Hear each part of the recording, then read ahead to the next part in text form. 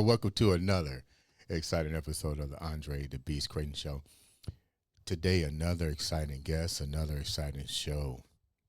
Let me tell you what today's show is about. It's about definitely a beast mindset. But I'm going to tell you something. It's funny how people come into your life and you realize, I always tell people this, you're only this much connected to everyone that you run in contact with, which means if you sit down and listen to somebody's story, you find out you got a lot more in common than what you thought. So today I was talking to Terry. I call her TT. She'll tell you her last name because I'm not Albanian. I'm not going to try to pronounce an Albanian name. I can say Kim Kardashian, Albanian. I can say Kardashian and so forth, but I cannot pronounce Albanian names, last name, to save my life. But let's go back to what I was saying. So this lady right here, we have so much in common. She don't even know, because I found transformation in the gym, just like she did. Those of you that know my story know that I came from an athletic background, from the Olympic trials in 1984, which led to an injury, which led to the gym, which a guy was like, hey, you should do bodybuilding. I said, what the fuck is that? I'm a buck 14. And my next question was, can I make some money? And he was like, if you win. And from that moment on, the gym became a new sanctuary for me. It was not saying that I never used the gym. I was kind of intimidated with the gym aspect, to be honest. Even though I was an athlete, I maneuvered my way where I had to go to the gym. Matter of fact, I got an F in weightlifting in junior high school.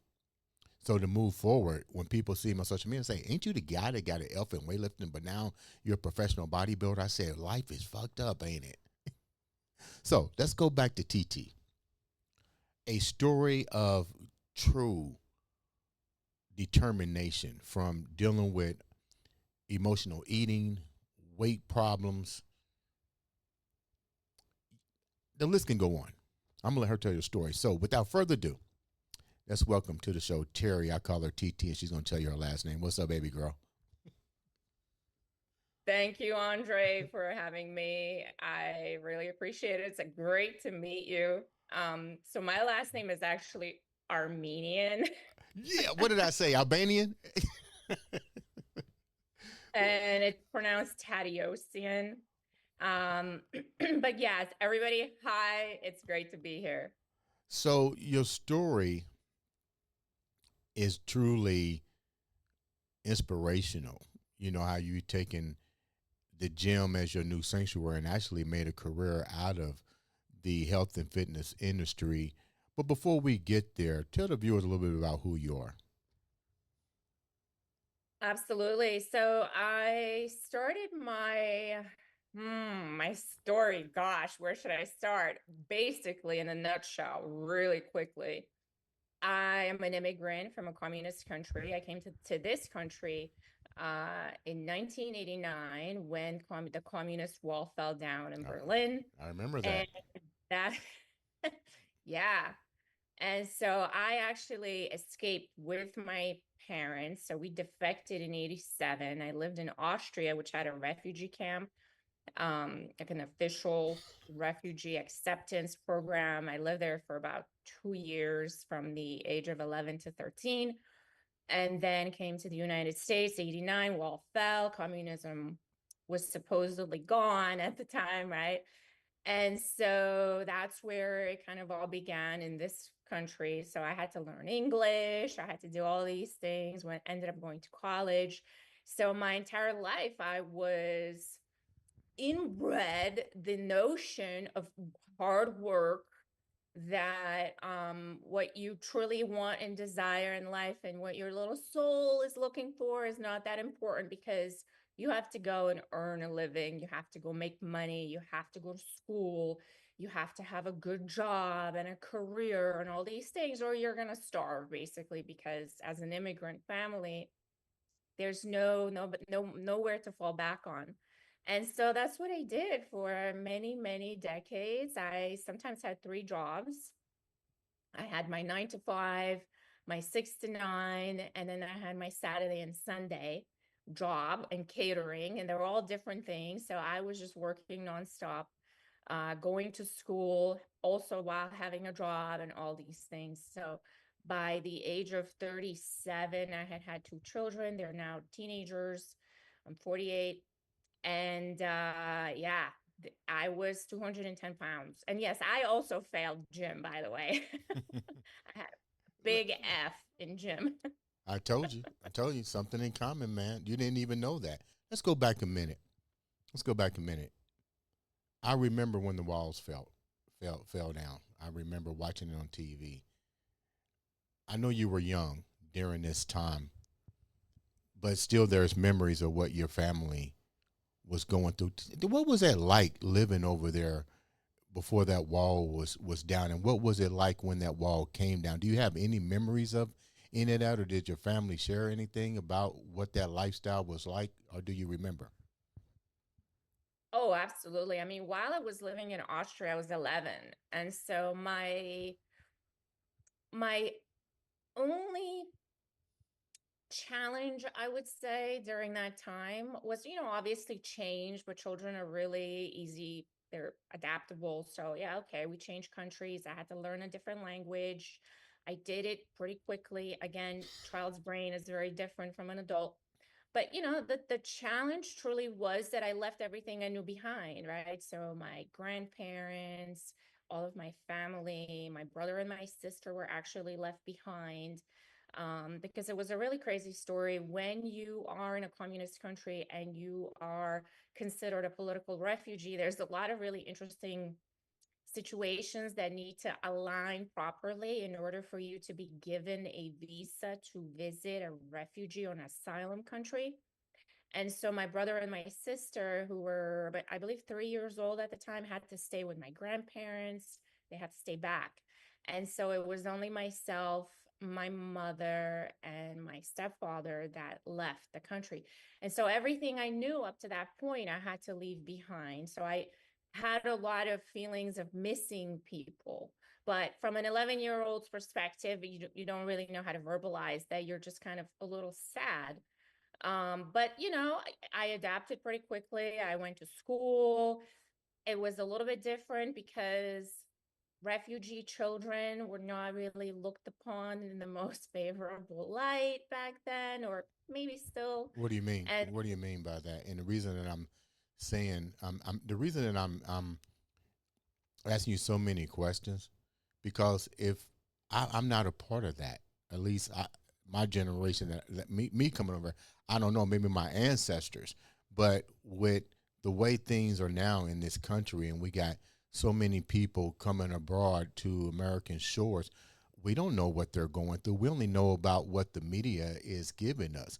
But you were a product of the one of the waves of immigration coming over here from a political communist country. What was that like for you? What do you mean that you was not looked favorable on? Elaborate on that a little bit more. well, when I got here, I was accepted in the United States. Nobody cared that I didn't speak English or that I had an accent, because everybody was different here. Everybody had an accent. Everybody came from a different place. People were used to having different backgrounds. And, Mm. there's a very big variety in New York, which is where I ended up landing and living in. But while I was in Austria, it was not like that, right? So in Austria, it's a lot, there's a lot fewer immigrants, and there's a lot fewer refugees, especially. And it's very obvious that you don't belong there. You weren't born there. You don't speak Austrian. So it's a little bit of a different feeling. And this was again 1987. And so, you could feel the energy. Nobody was mean to me or Hmm. outwardly, not nice, but you could feel the energy that, you were not really that welcome. And I did not make any Austrian friends in 2 years. Zero, literally. My only friends were other immigrant children that were also transitioning into another country. So when I got here, I felt it, I had to adapt. Things were very different, right? So the United States and New York specifically is very different from any other place in the world. It's just so vast and everything is so big, and there's so many people, and the transition was very interesting, but I did not feel unwelcome here. Why is it that most refugees always tend to land? I call New York and in Florida and certain parts of Texas Plymouth Rock.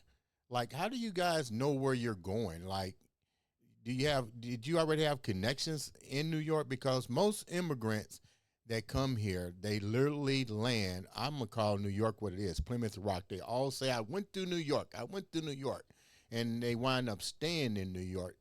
Did you have some type of? Did your family have some type of political connections in New York that led you to New York? Because let's get, we got Florida, you got Indiana, you got Kentucky, you got thousands of other places on that map you could have went to, but somehow or another they always land in New York and they stay in New York.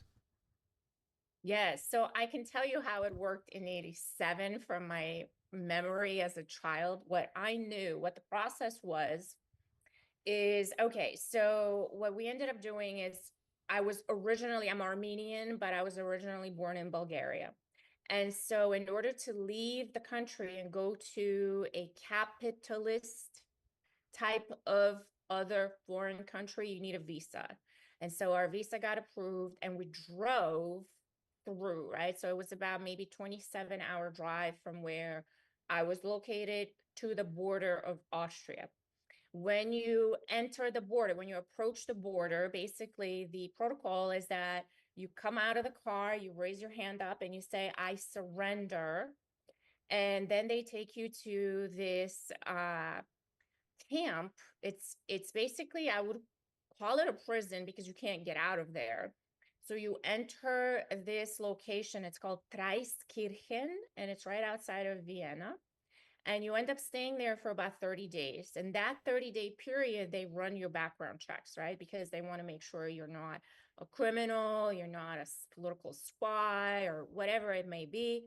You have to go through an interview process, and they ask you, we have 3 asylum countries. So at that time in 87, it was Australia, Canada, and the United States.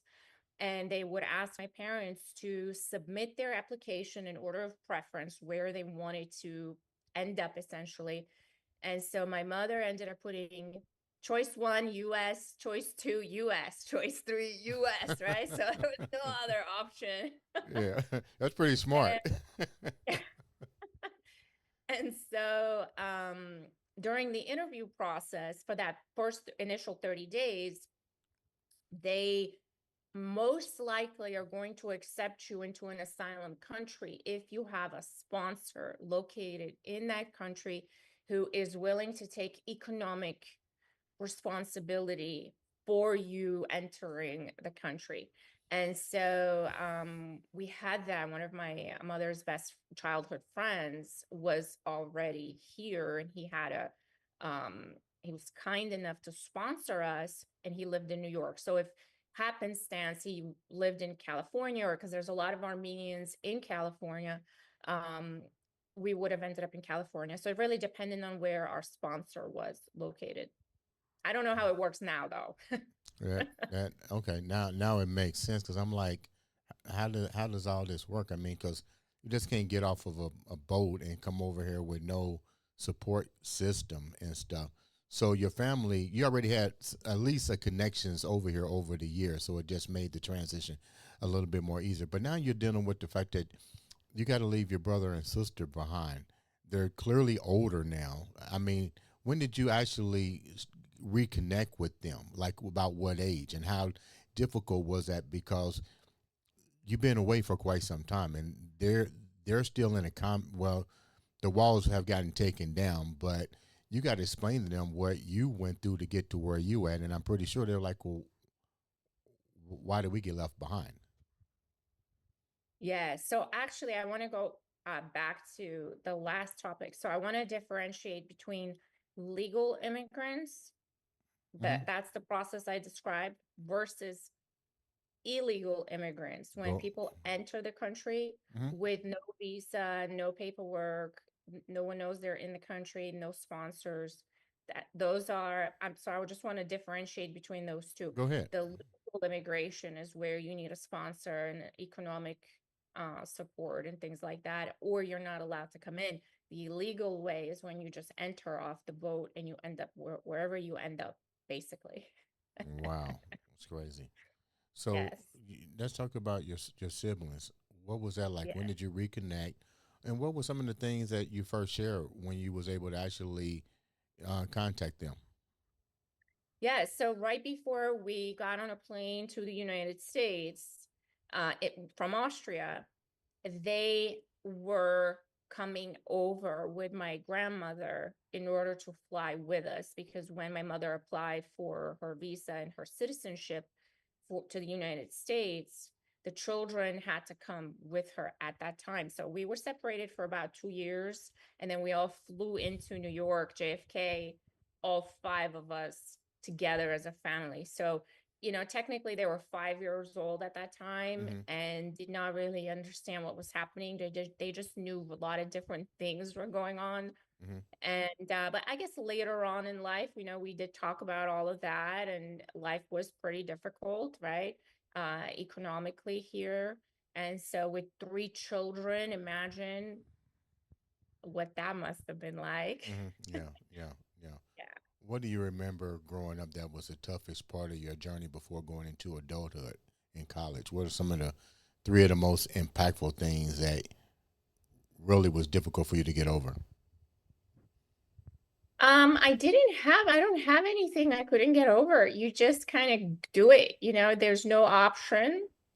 Hmm. I went to school, I made friends. Actually, the very first friend I made in this country in 8th grade, her name is Daniela, and we still talk. We still talk. And back then, she was a little bit further along in her English. She was from Brazil, and she was teaching me English, and we ended up sitting together everywhere in all our classes, and we were best friends. We would hang out all the time. I mean, I can't complain, life was Right. really it was good.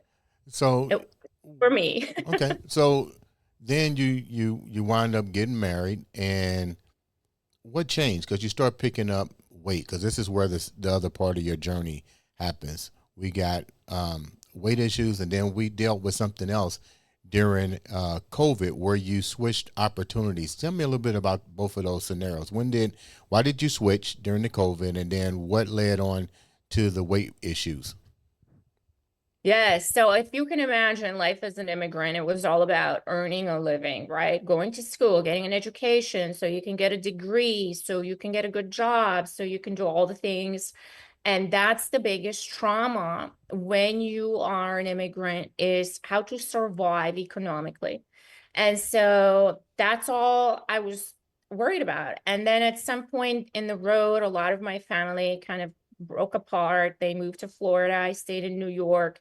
I supported myself. There were a lot of health issues in my family. And so I ended up actually taking care of my brother and my sister, supporting my grandmother on my own, right? So I had an apartment in New York and everybody was living there. And my main purpose in my life was to earn a living. That's what I was for. That's what I took on, right? I made that my responsibility. So I worked like a maniac, um, day and night, 3 jobs, nonstop, 7 days a week, so I can keep up with supporting everybody so we can all make it essentially. And so that was my mentality. I did not find it to be a burden. Never complained. I just did what I had to do. I've always kind of been like that. Hmm. And so that moved through my whole life, right? So in my mid 20s, I started building my own companies. That's when the whole internet thing started. And my degree is in computer science and engineering. So I was like, well, let me figure this internet thing out. I started building e-commerce sites, all kinds of things, and launching them on Google. At one point, I think I had about 15 different e-com stores. We're talking 20 years ago, okay? Yeah. And there was no Facebook, there was no social media back then, Right. there was barely Google, okay? There was something like called MySpace and Friendster that were starting to pop I up. remember those. Yeah. Yeah, so I was very interested in all this. So I started figuring out how the heck does Google work, and why are some sites on the top, and like how do I get to the top, right? So that's like the big thing. How do I get to be number one on this particular term or whatever it is? And so I started doing that and eventually ended up quitting my corporate job. And I still think about that. I'm like, man, what a dumbass move that was. Sorry. What do you Okay. mean? What the dumbass? Like, what made it a dumbass move? You mean quitting your job from corporate? Yeah, that wasn't like, nobody told me that being an entrepreneur was really hard. Yeah. Yeah. What was the hardest part about now realizing that, yeah, you're an entrepreneur now? You're not getting a check because you just quit corporate. You now have to make money. You now, well, let me rephrase it.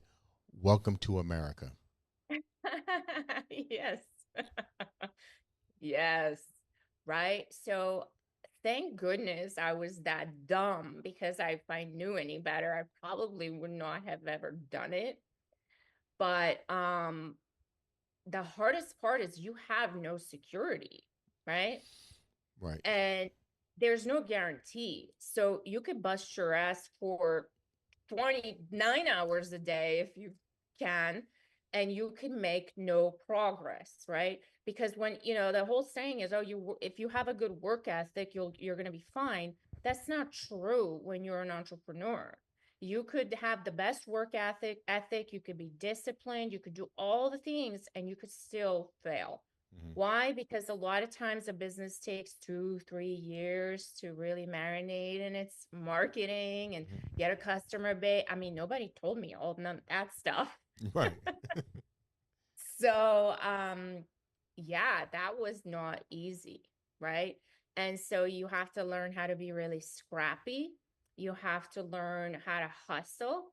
You have to learn how to never ever get down in your own BS in your own head, and because there's no time for that, Hmm. right? You don't have the luxury to wallow in your own misery that your project over here that you hope was going to make you a gazillion dollars the first month it launched is now working. There's no that you don't have that luxury. You just have to keep going. And so that's what I did. I just kept going and going and going, and eventually everything started working and generating revenue. And then I had to start hiring people. Then I had a kid. And then I remember, I think it was my daughter. She was maybe about 6 months old. I was walking around with her. We had an apartment in Metuchen, and I had all these because I had all these e-commerce stores, right? Hmm. I had inventory everywhere in the whole place. And I was walking around with her in my arm and feeding her. And I had to hire someone to help me. And then I had to hire another person and another person. And we were all operating out of this apartment with my newborn and me walking around with the baby bottle and just running this whole thing out of my small apartment.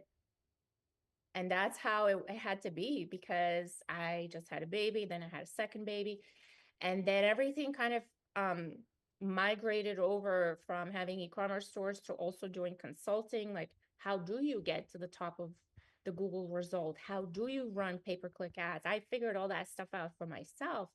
And then people started hiring me to do it for them. And then that company grew. So now there was all these companies all over the place. And I never took care of myself, Mm. right? I ate whatever was there. I never went to the gym. You wouldn't catch me dead in Right. the Right. gym, Right. remember the F I got. I failed gym classes. And so I didn't even know what DB was. When I first started working with a trainer in the program, it said DB and BB and the RD. I was like, this is some other language. I have no idea what this stuff Right, means. right, And so that's the mindset that I had, is that it was a vanity, number one. It was a luxury, number two, and nobody really cared what I looked like, because my job was to earn a living. It wasn't to look good. right, I was not going to make any money looking good. right, right. So, what were some of the things that we know we know you wasn't taking care of yourself?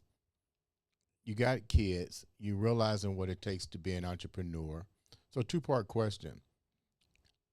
Roughly, how long did it take for you to develop the company?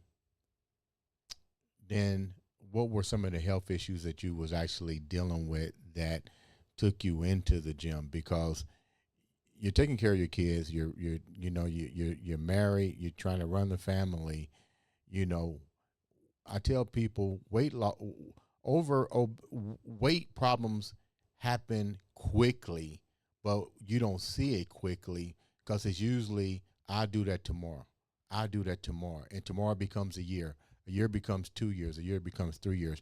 What was the grace period between starting the company to you actually realizing this is a fucking problem? Yeah, so I was never overweight as a child, right? So up until 25, which is when I met my kid's dad, I was not overweight. Never really. I was not particularly thin or athletic, but I was not overweight. Mm-hmm. And so I had no habits to carry me through stressful periods. I had no concept of how to feed myself properly to mitigate weight gain or any type of health issues.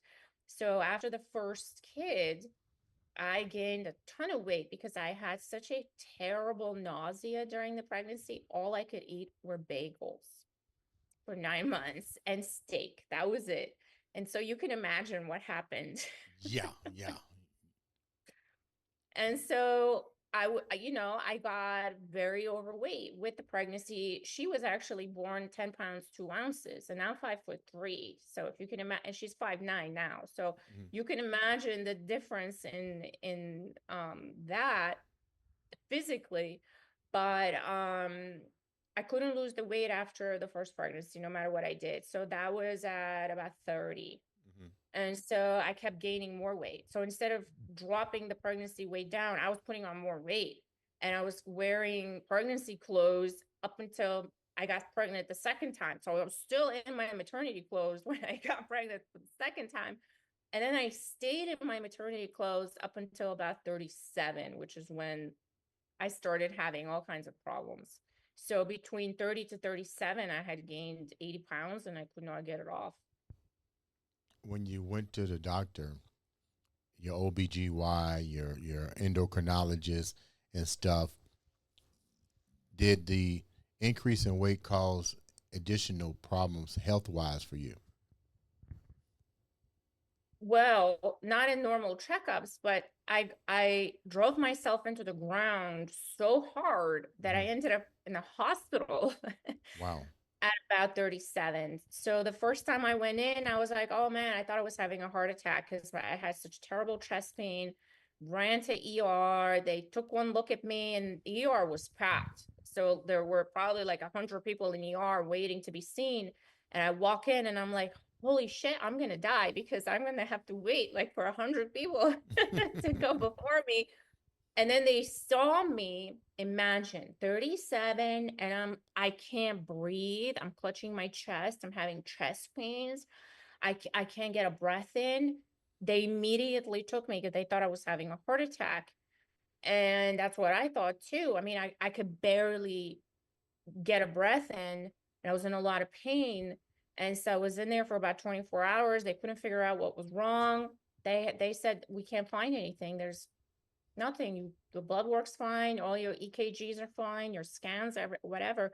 Go see a cardiologist. So I went to go see a cardiologist. They found some little murmur or like a little sound or whatever it is. And they said, that's it. That's all you have. I don't see evidence of you having a heart attack or a stroke or anything. Right. And so I go home and I'm like, whatever, screw this. Move along. I don't have time to deal with this crap. Right. And so I got right back on my hamster wheel and right back into daily life, doing all the things I was doing before. And then I ended up having this problem again. A few months later, I had to go back to ER again for chest pain, and it was probably some kind of a panic attack. But they said at that point, they're like, well, call up a holistic doctor, see, maybe they can help you. Here's a Xanax, go home, get some sleep. And that's when I realized, oh man, this is not going away. I need to do something because it's wasting my time going to ER. You see where like the mind is at? Yeah. Wasting my time going to ER. I have work to do. I can't deal with this. I gotta like figure out how to make it stop. That was my motivation. And then I started thinking, well, let me call this holistic doctor. I talked to her. It was a 2-hour intake. I've never actually had a doctor or anybody listen to me talk for 2 hours Hmm. about like my health.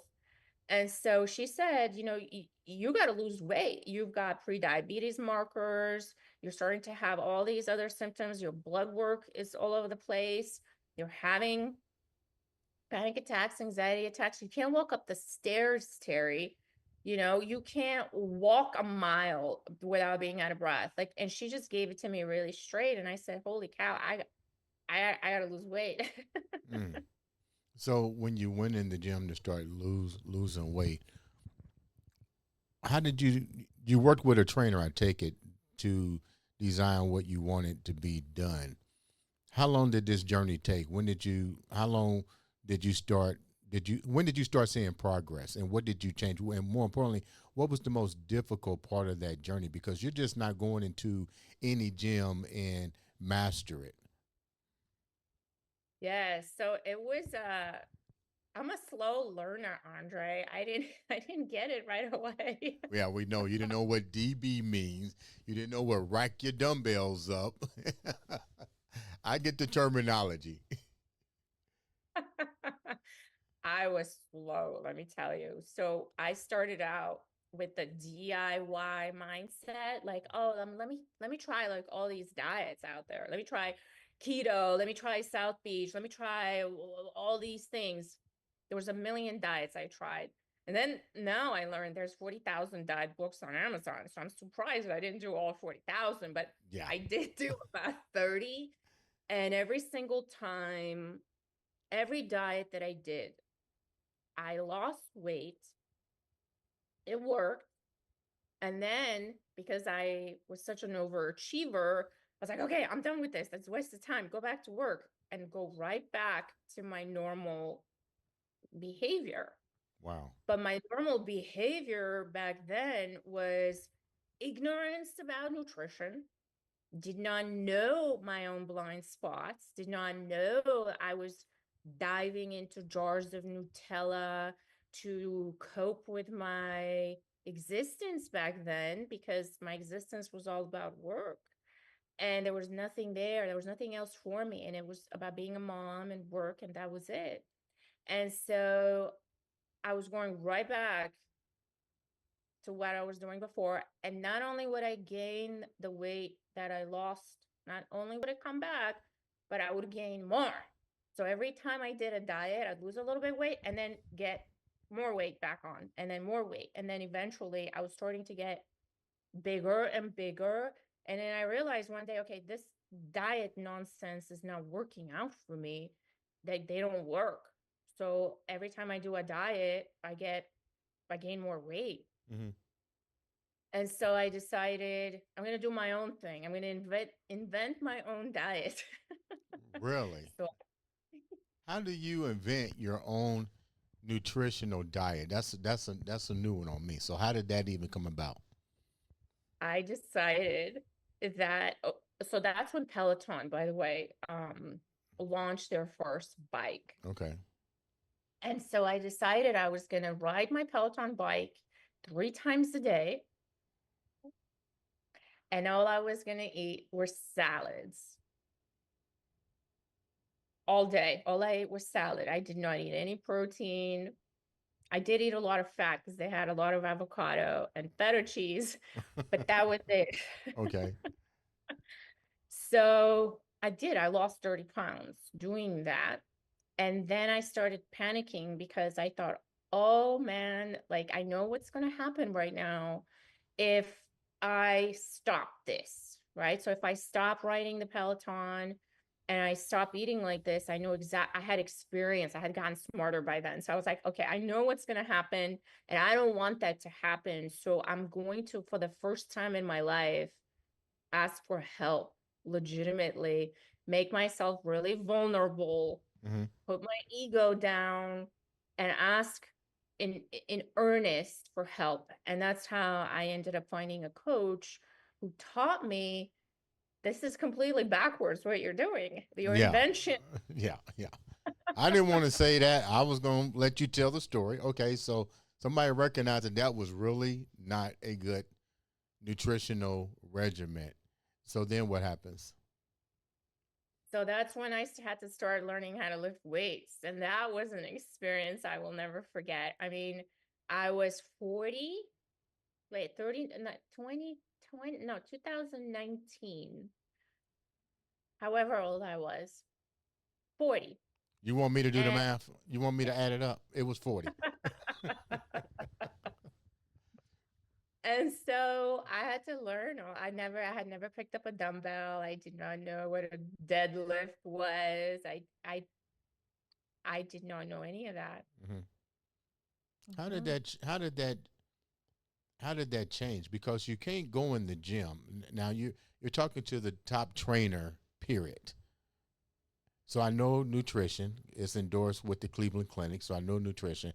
I get it coming up with your own regimen. My nutritional regimen came from my own experience, but also trying to decode the nutritional pyramid at the same time where I discovered that's bullshit. This is not how nutrition works. This isn't how the body responds. This isn't a way to control your insulin and your blood sugar spikes, but this is the way to do it. It's not rocket science. It's what understanding what a calorie is and what a calorie means. It's understanding what the values of protein is. It's also understanding the three classifications of carbohydrates and how they affect the body. But I'm a stern believer in building muscle. Muscle is the key factor to weight loss, period. No matter what you do, you got to have muscle. The more muscle you have, the better fat burner you are. But with that taken in consideration, now you're adding weightlifting into your regimen. What did you change nutritional wise? Because clearly you're not gonna do it with lettuce and avocados. Right. So that was a very eye-opening time for me because my coach gave me my macros. Okay. And so, so she did both. She gave me my strength training program and my daily macros. Hmm. And so I got this document. It says, my macros, blah, blah, blah. I'm, I'm from like a computer science and engineering background. I'm looking at macros. I'm like, what is this Excel spreadsheet? Like, what do I got to do something with macros and Excel? I was so confused. I didn't know what that was, right? And so I figured it out. But it was so interesting because I will never forget, and I see this now with my own clients. She gave me, I remember it like it was yesterday, a 1,500 calorie uh, day, right? 7 days a week. And it was broken up into, I believe, 155 grams of protein, 140 carbs, and like maybe 45 grams of fat. Hmm. And I had to break down each meal equally, essentially, right? So I had about 30 grams of protein per meal 5 times a day. Hmm. I had 40 carbs per meal, pre-workout and post-workout. Hmm. And then I had a little bit less in the other meals and then equal amounts of fat across 5. So 9 grams of fat per Hmm. meal. And when I actually attempted to put these meals together, they were huge. Like they were massive meals that I had to eat. And all I was eating, I believe, when I looked back at my big giant salad days, I was barely eating 900 calories Mm, a day, maybe. right. And so I couldn't eat all the food. I was not able to get 1,500 calories in of whole food when I first started out. So she had to back me off of that and then build me back up Hmm. essentially into a reverse diet. But yeah, it was very eye-opening that a lot of times we're under eating or overeating Right. and we don't realize how we're actually supposed to eat in terms of how much protein, what the right proportion of carbs are, and the timing of the carbs, especially starch, how much fat we're actually consuming. Most people, when I first start working with them and I have them audit their food for a Hmm. couple of days, they're at like 90 grams of fat per day Hmm. and 60 grams of protein. Hmm. So it's completely upside down and like 300 carbs a day. And I'm like, oh my gosh, like that's what I must have been doing as well in order to gain that much weight so quickly in my 30s. So very eye Now opening. remember, I'm older than you, so I've been teaching nutrition for many years, and I tell women and men, you're either going to be in two categories. You're either going to be anabolic or you're going to be catabolic. And it's all based on your food intake and understanding that the U.S., the food and the health departments once said you got to have 1,500 calories a day. The average person doesn't do that with whole foods, like you said, but they'll go out to eat and one meal will give them all of that, but it's not nutritionally balanced. So this is another example of why women have a lot of muscle mass or catabolic syndrome. It's another reason why men uh, carry have a high levels of gynecomastia, which is an increase in the estrogen levels. Is another reason why women have hormonal problems um, for this very reason. And it's not their fault. It's the fault of businesses tricking them into not understanding the power of understanding whole foods. Because just like with you, I used to tell my clients, you need to break these up every 3 to 4 hours. It's not a lot of food, but you got to realize every 3 to 4 hours, you need to be trying to consume something to keep your metabolic system going, and understanding what you're putting in your body and which one out of all these is most important. So you wind up actually succeeding. Thank you for that. I'm glad that you um, took the responsibility of yourself because if you don't, I tell people, if you don't take responsibility for your own health, nobody else is going to do it. If you smoke and you wind up having lung cancer, you know what they're gonna say? You've been smoking all your life. Why didn't you put the cigarette down? You've been overweight all your life. Why didn't you go in the gym? It's people not taking accountability. So you go and you take accountability for yourself. But out of that journey, something beautiful happens. You wind up becoming a trainer yourself and teaching people holistic ways of not only eating, but to combine both the holistic approach of clean, healthy eating with the power of training. And let me clarify something because you're the trainer now. I'm retired from that industry. But when you mention strength training, a lot of women get petrified. And I tell women, you don't have to always lift weights to build muscle. Tell me a little bit about your program and how did that come about with you being the student and now becoming the teacher? Yeah. So in the process of this journey, right? Because when you're changing your entire neural pathways, all Mhm. your neural pathways about everything you believed, you're at that time I was 40. So for 40 years, this is what I did and this is how I lived. Mhm. And I started having to change that. So many interesting things popped up.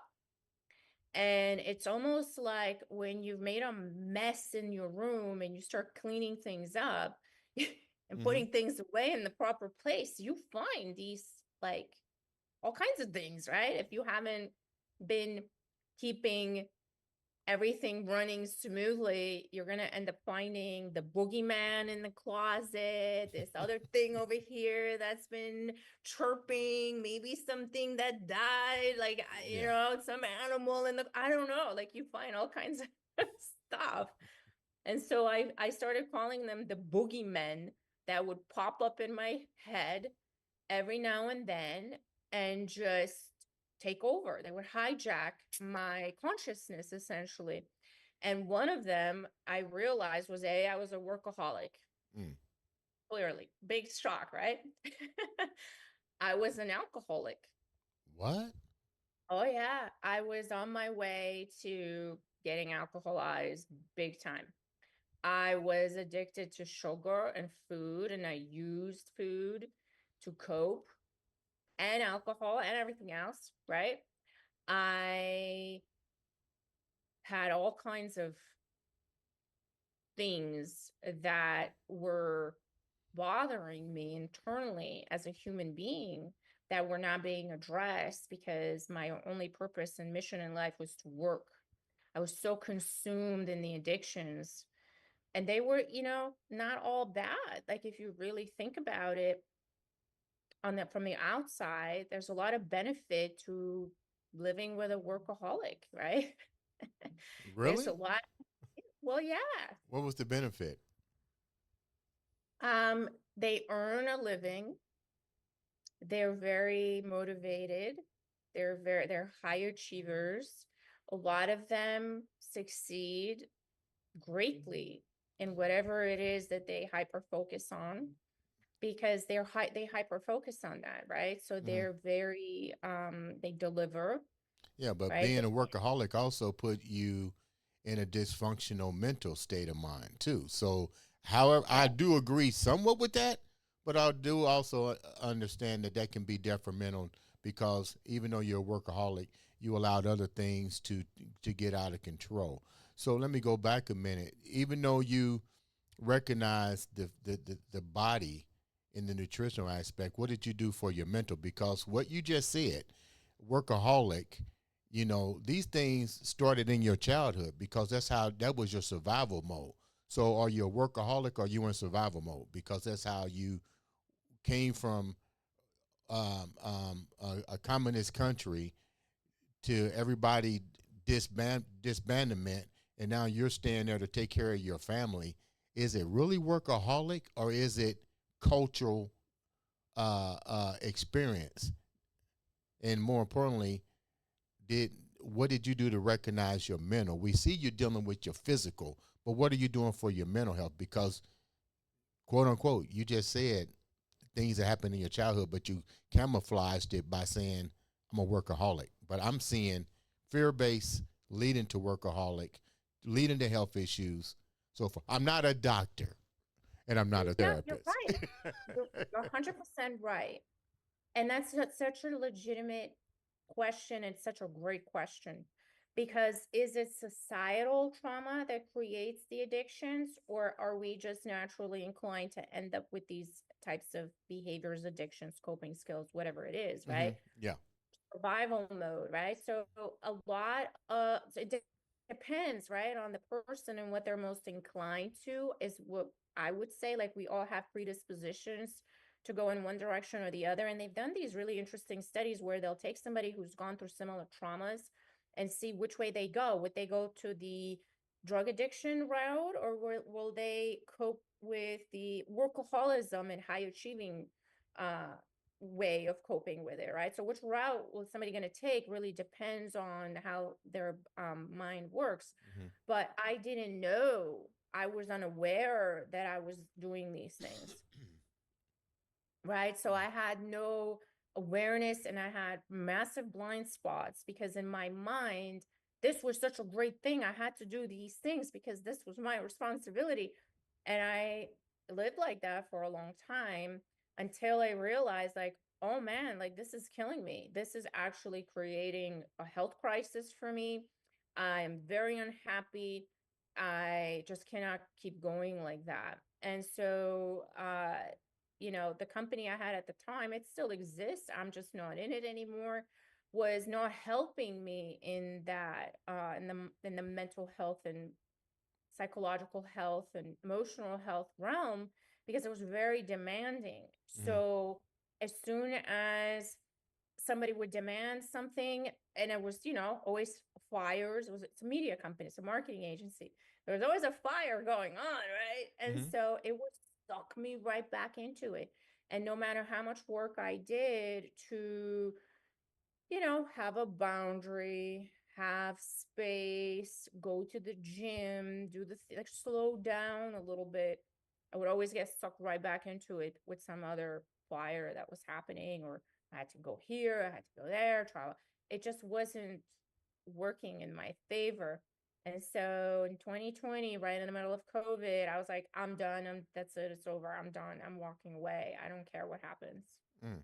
So, what did you do to deal with your mental aspect? Because, like I said, we talked about your physical, but what did you do mentally?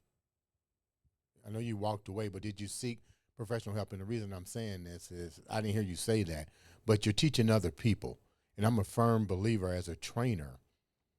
And I tell people before you even come to me, I need to know where your mind is at first and foremost, because it's going to tell me if you're going to go right or left.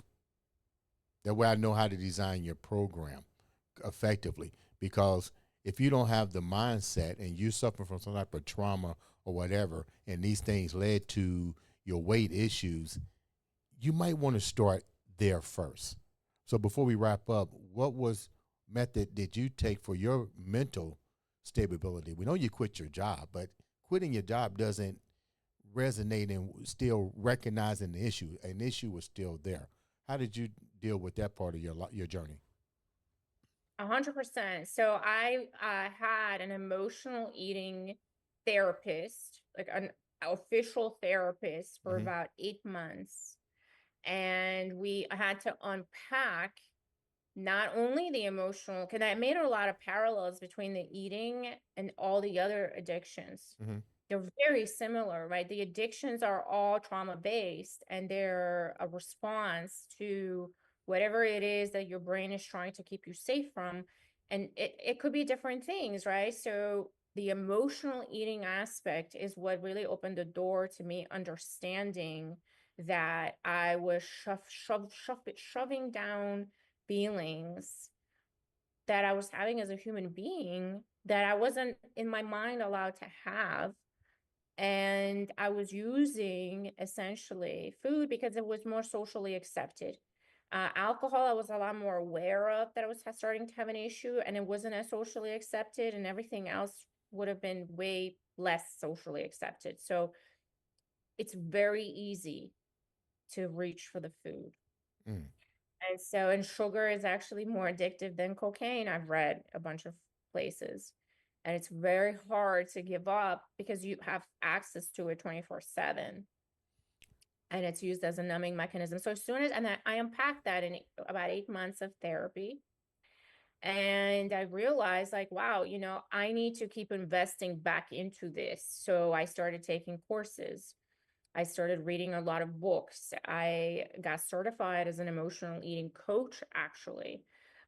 Spent another about 9 months learning how to identify and how to help people unpack and the entire process, but from a coach's perspective, which ultimately also helps you as an individual to help other people. I did all kinds of educational seminars on not just the certifications and the licenses, but also workshops, attended a lot of events, spoke to a lot of people, read a lot of books. Highly recommend Atomic Habits by James Clear to help you really navigate your own internal thoughts and how those lead to behaviors and habits and how to learn how to rewire those. Um, Highly recommend the book called Outlive by Peter Attia to actually explain to you why you should be paying attention to strength training, your lean muscle mass, to your nutrition, your protein, your sleep, your emotional health, all of these things. And over the period of the last 8 years, this has become a passion, an obsession, something that I literally think about all the time. And the first step to helping other people is to truly help your own self. Because if you can't help your own self, then, you know, What you have no what business what helping good are anybody you to else. anybody else? Pretty much. You know, Terry, such a beautiful story. Thank you so much for taking time out to come and share that beast mindset that you gotten. Welcome to America. You know, Thank it was a journey. You're here now. Welcome to America. How can the viewers reach out to you? You can find me in two places. I only have two places. Instagram, it's How Good Can It Get? And my website, thehouseofrose.com. The name of the company is actually Thor, Thor, the House of Rose, because we're all about strength. We're all about being as beastly as possible and having that beast mindset, because if you don't do it, nobody else is going to do it for you, right? Like you Right, said. right. Terry, once again, thank you so much for taking time to come on. Make sure you guys reach out to her. All it takes is a click, a phone call, or an email to change somebody's life or to get your life changed. Ladies and gentlemen, this has been another exciting episode of the Andre the Beast Creighton Show.